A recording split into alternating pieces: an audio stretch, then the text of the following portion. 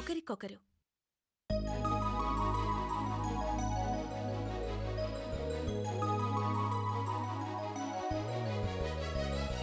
గీతాంజలి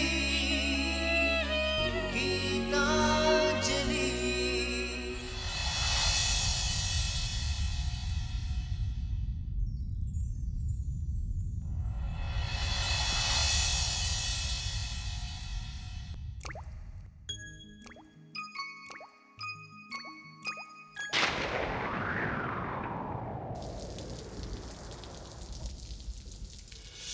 చినుకై చిరు జల్లై మన మనసులు కురవాలి, పూవై పొదరిల్లై ఎదలల్లుకు పోవాలి. చినుకై చిరు జల్లై మన మనసులు కురవాలి, పూవై పొదరిల్లై ఎదలల్లుకు పోవాలి.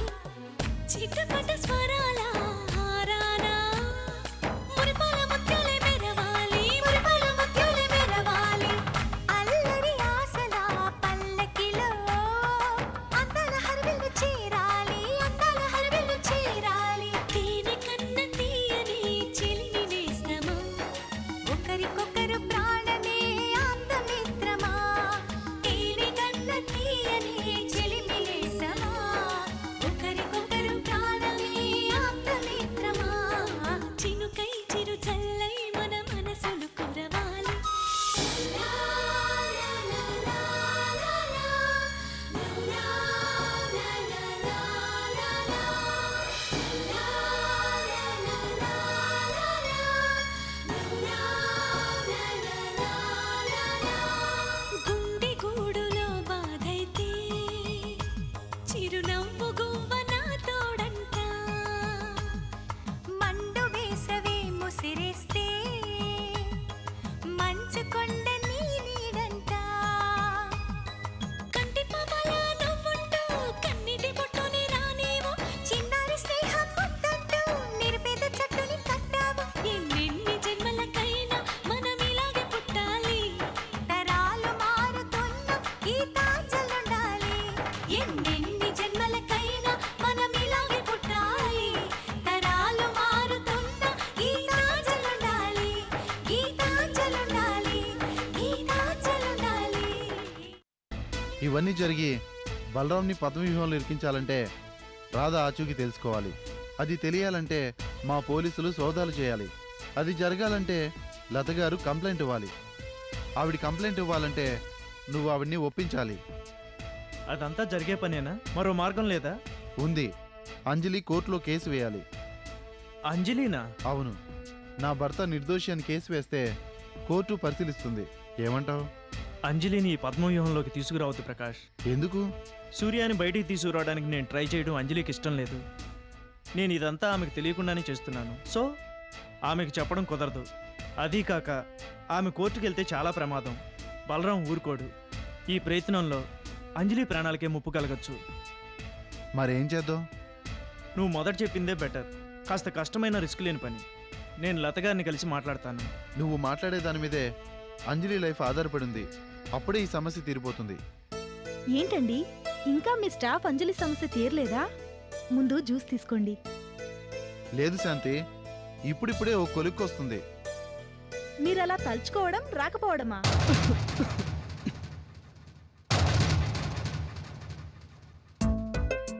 నేను తలుచుకోవడం కాదు, చంద్రాన్ని ఎవరో తలుచుకుంటున్నారు. ఎవరై ఉంటారు? ఎవరో ఏంటి, ఇంత ఆలస్యమైన ఇంటికి రానందుకు చంద్రు మిస్సెస్ తలుచుకుంటుందేమో. వాళ్ళావిడ కాదు.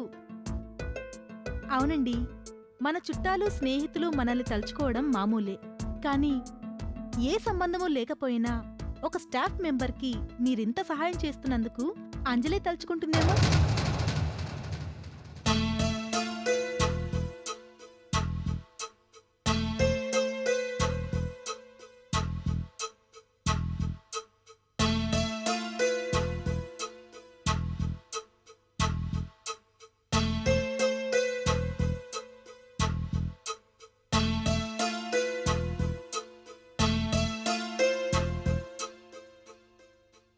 గీతా, వెళ్ళి పడుకో అమ్మా.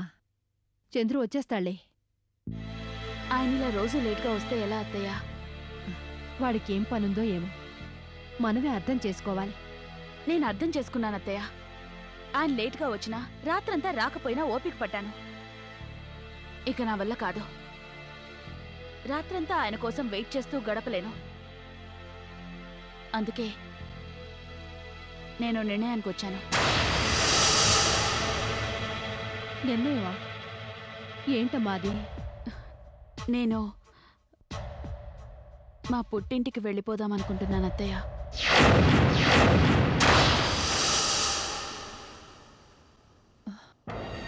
తొందరపడకమ్మా.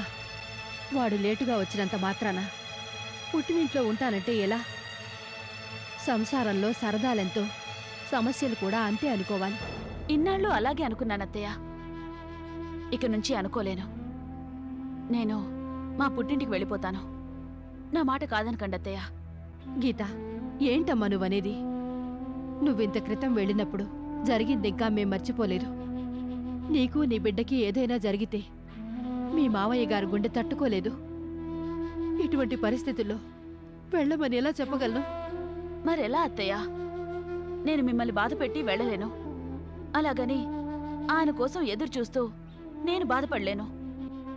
ఎలా? ఆ రోజు రాత్రంతా వాడు రానప్పుడే చెప్పాను, వాడు నువ్వు గీసిన గీత దాటకుండా చూసుకోమని. నువ్వు అసలు గీతే గీసినట్లేదు. ఇక వాడెలా కంట్రోల్లో ఉంటాడమ్మా? నేను పాత గీతనైతే అలాగే గీసేదాన్ని మావయ్య. కానీ నేనిప్పుడు అడ్డంగా ఆలోచించే అడ్డగీతని కాను. మూర్ఖంగా ముక్కుకు సూటిగా వెళ్లే నిలువు గీతని కాను. నా చుట్టూ ఈ ఇంటి పరువు అనే గుండ్రని గీతను గీసుకున్నదాన్ని. ఆ గీతను దాటడం నాకిష్టం లేదు. అందుకే ఆయనకి గీత గీయలేకపోతోంది ఈ గీత. అయితే ఆ గీత నేను గీస్తానమ్మా. నేను ఊరుకోను. వాడి సంగతి, వాడి లేట్ సంగతి ఈ రోజే తేల్చేస్తాను. నువ్వెక్కడికి వెళ్ళనక్కర్లేదు, ఇక్కడే ఉండొచ్చు. అన్ని సమస్యలు ఈ రాత్రితో తేలిపోతాయి. సరేనా? చెప్పాను కదా మావయ్య, నేను పాత గీతను కాను. మిమ్మల్ని బాధపెట్టి వెళ్ళలేను. అయితే లోపలికి వెళ్ళి పడుకోమ్మా.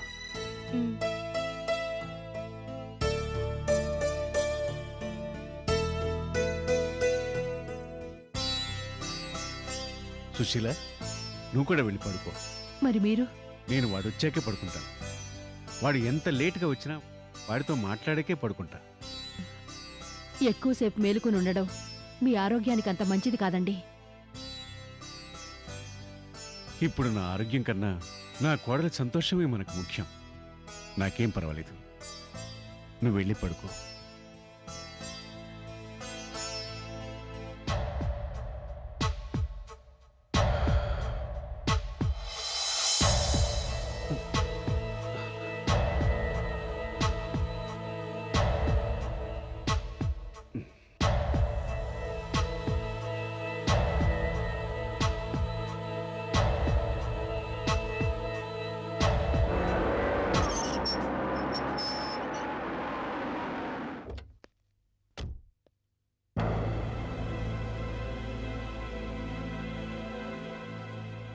మీరింకా నిద్రపోలేదా?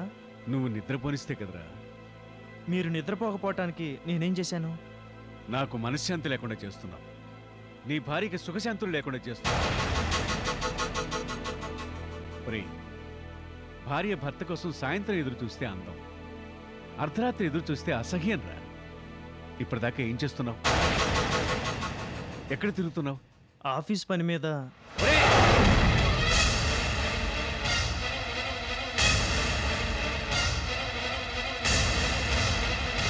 నాన్న, మీరు నన్ను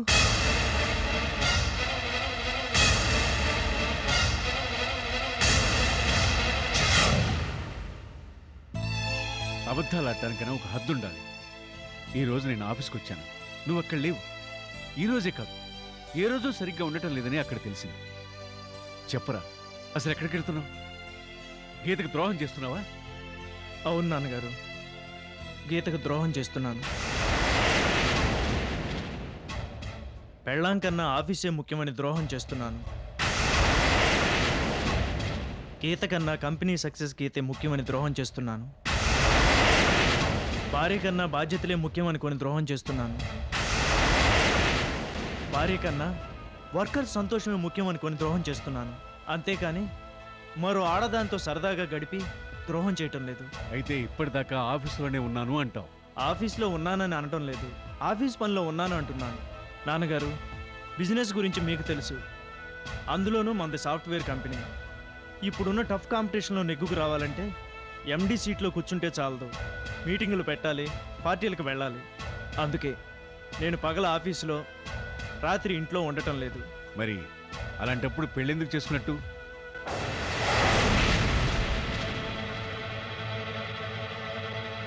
నాన్నగారు, వర్కర్స్ యోగక్షేమాలే ముఖ్యం అనుకున్న వాడికి పెళ్ళెందుకు, భార్య ఎందుకు? నాన్నగారు, రాముడికి ప్రజల కన్నా సీతే ఎక్కువ, సీత మీదే ప్రేమ ఎక్కువ. కానీ ఒకడి మాట కోసం సీతను దూరం చేసుకున్నాడు. ఎందుకు? రాజధర్మం, ప్రజాపాలన. నేను అదే చేస్తున్నాను. గీత మీద ప్రేమ ఉన్నా నన్ను నమ్మిన వర్కర్స్ కోసం కష్టపడాలి, తప్పదు. అయితే గీతని పుట్టింటికి పంపించేనా? రాముడు సీతను దూరం చేసుకున్నట్టు నువ్వు గీతని దూరం చేసుకుంటావా? చెప్పరా, నీకు గీత కావాలో వర్కర్స్ కావాలో తేల్చుకో. రెండూ కావాలనుకుంటే, ఇద్దరూ కావాలనుకుంటే అర్ధనారీశ్వరుడిలా ఉండు. నీలో సగం ఆఫీస్కి, సగం ఇంటికి అంకితించి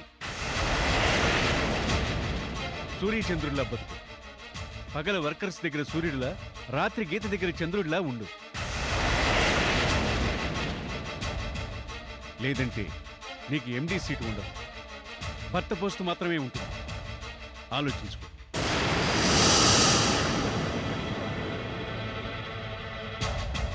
సరే నాన్నగారు, అలాగే ఉంటాను. ఎలా?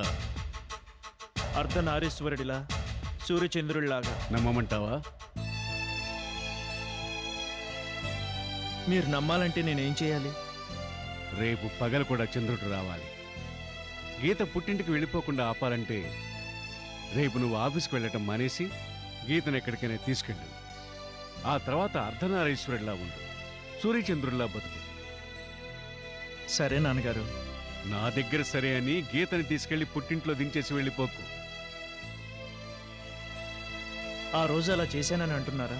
ఇక మీదట అలా చేయను, నన్ను నమ్మండి.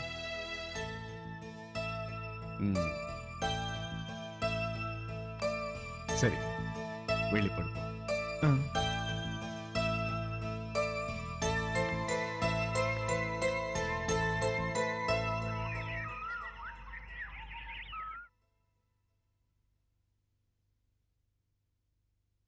ఏమండి, వెళ్దామా? వెళదాం. ఏంటి గీత, ఇంకా నువ్వు రెడీ అవ్వలేదా? రెడీ అయ్యానుగా. రెడీ అయ్యావా? ఇంత సింపుల్గానా? చాలండి, గ్రాండ్గా రెడీ అయ్యాక వెళ్ళకపోతే అప్సెట్ అవుతాను. ఇలా సింపుల్గా వస్తే తిరిగి వచ్చినా అంత డిసప్పాయింట్ అవ్వను. వెళ్ళటం లేదని ఎవరన్నారు? వెళ్తున్నాంగా. ఇంట్లోంచి బయలుదేరుతున్నాం, కానీ షాపింగ్కి వెళ్తామో వెళ్ళమో? అదేంటి? అదేనండి, మధ్యలో మీకు ఫోన్ రావచ్చు, మీరు నన్ను పర్మిషన్ అడగొచ్చు, నేనిస్తే మీరు వెళ్ళొచ్చు, నా మనసు చివుక్కు మనొచ్చు. ఇన్ని అచ్చుల కన్నా ఇది బెటర్ కదా. సారీ గీత, మొన్న జరిగిన దానికి చాలా ఫీల్ అవుతున్నాను. ఇవాళ అలా జరగదు, అన్ని ప్రోగ్రామ్స్ క్యాన్సిల్ చేసేశాను. నిజంగా? ప్రామిస్. ఈ రోజంతా ఈ మిస్సెస్ని మిస్ అవ్వను. ఏమండి, 1 minute డ్రెస్ చేంజ్ చేసుకొని వస్తాను, సరేనా?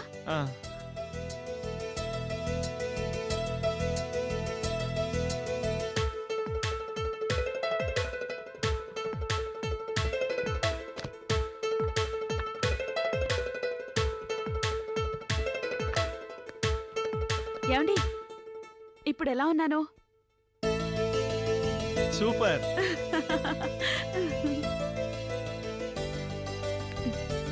ఏంటి వెతుకుతున్నారు? Cell phone. ఎక్కడ పెట్టారు? అదే గుర్తులేదు, కానీ ఎక్కడా లేదు. కింద హాల్లో మర్చిపోయి ఉంటారు, పదండి చూద్దాం. సరే పద.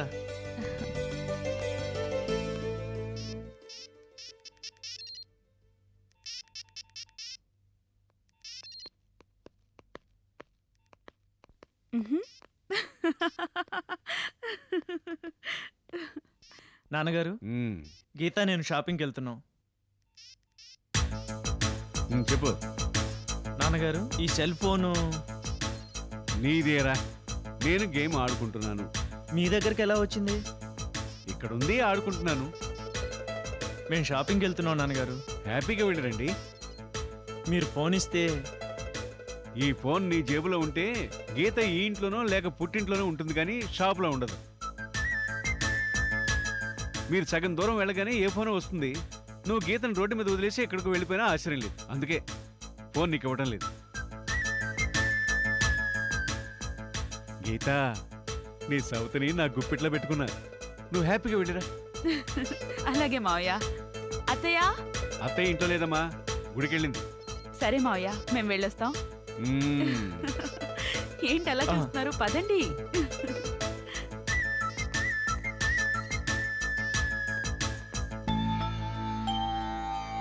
మా అన్నయ్య జైలు నుంచి విడుదలై నా కాపురం చక్కబడేలా చూడు స్వామి.